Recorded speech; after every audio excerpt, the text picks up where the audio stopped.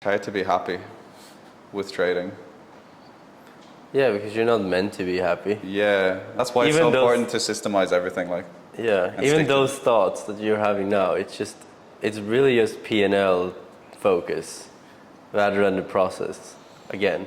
And it's so easy to get back on that every fucking time. Yeah, I agree. It doesn't matter how long I've traded, it still gets to me sometimes. Like yesterday, it's a perfect example. If this was a good trade, I had a level, we're trending, we're not overextended.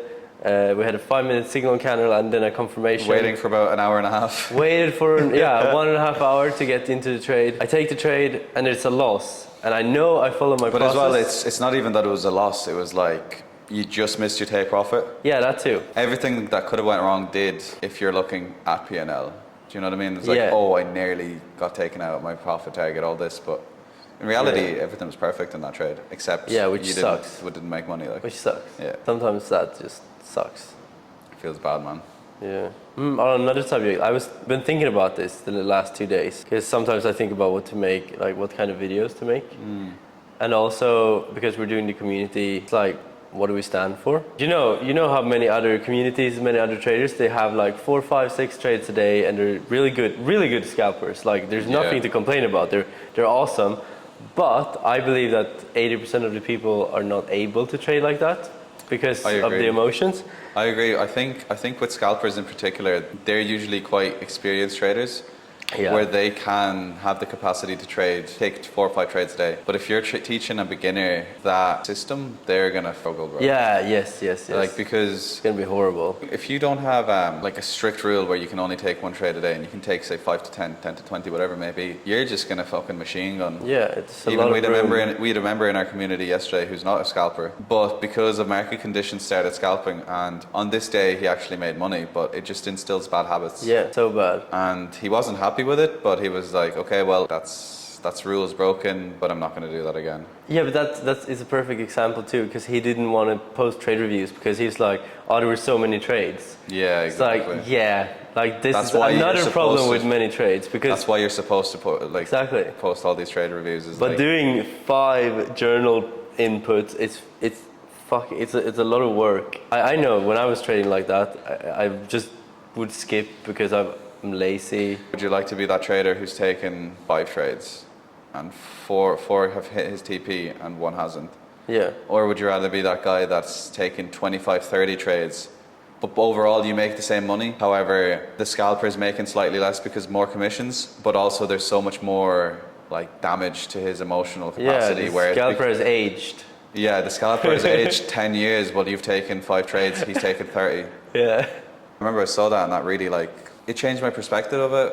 Even though my perspective was always pretty, this is my point of view, I think it's just less is more. Yeah, I agree. Like snipe instead of machine gun, I've always agreed with that. But it just goes to show, like, you think you're doing more because you're taking more trades, but yeah, it feels like it. In reality, you're just either going to win more, but then you're going to lose more. So like... Yeah, but even if it would be same profit at the end of the day, I still believe taking less trades because of the emotional investments. It makes it easy. It makes it easier to become more rigid and more systemized when there's less emotions involved. Yeah.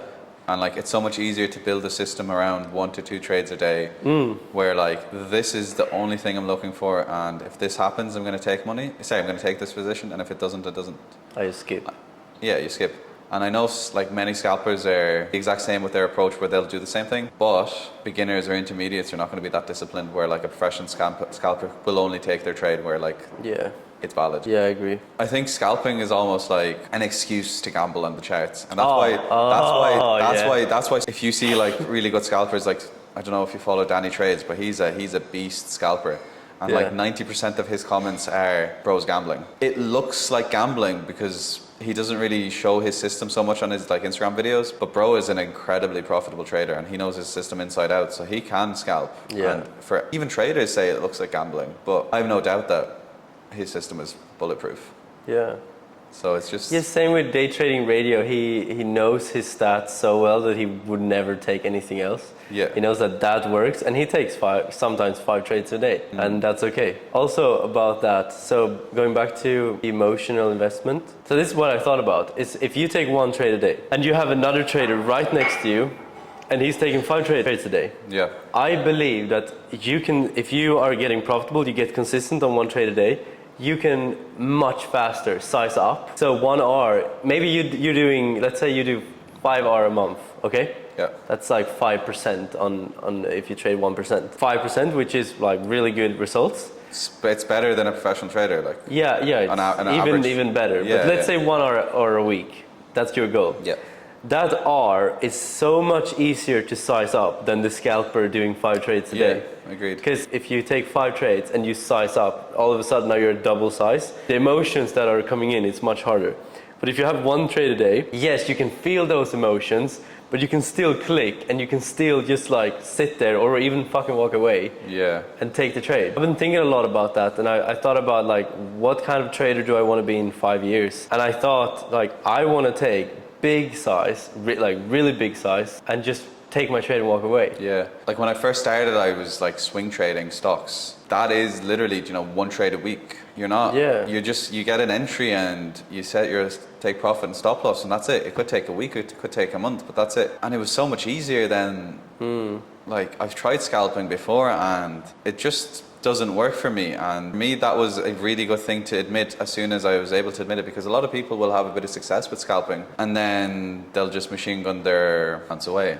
I feel like scalping is the most common thing with like boom bust traders. Like it's the most common characteristic, because you won't really get a boom bust trader that has really strict risk management where they'll only take 1 trade a day. Yeah, Because, it's almost not possible. Yeah, for you to blow your account, it will take a long time. It will take a week.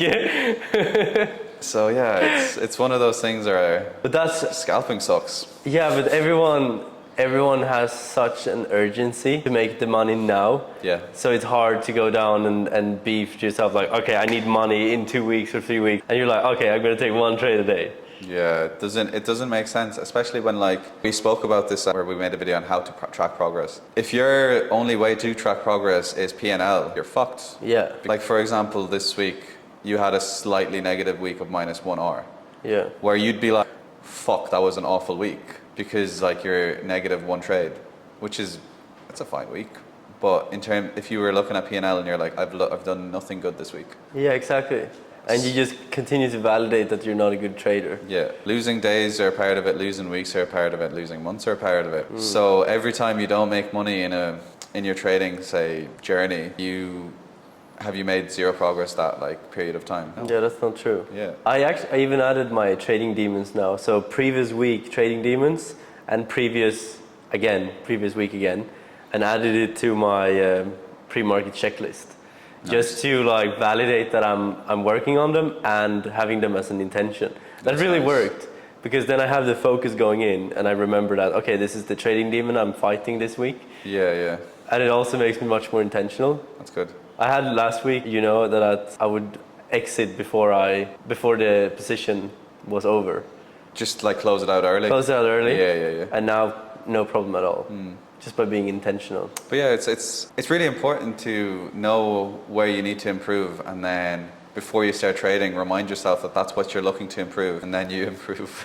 Yeah. So it wasn't until I started using the trade tracker you created where I was actually able to have a system that keeps me accountable before my trading, during my trading, and after my trading. And it's so good because identify trend, check news. What's my intention for the day? How's the market looking like? Then during the sessions, like, okay, what trades did I take? What was my setup? What's my entry? What's my exit? Rate everything. And then after, it's validation of how well you did. Like, what was my best trade? What was my worst trade? How did I do? What was my P&L?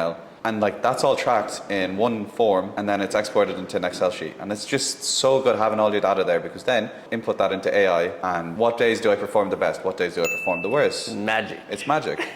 Link in the description.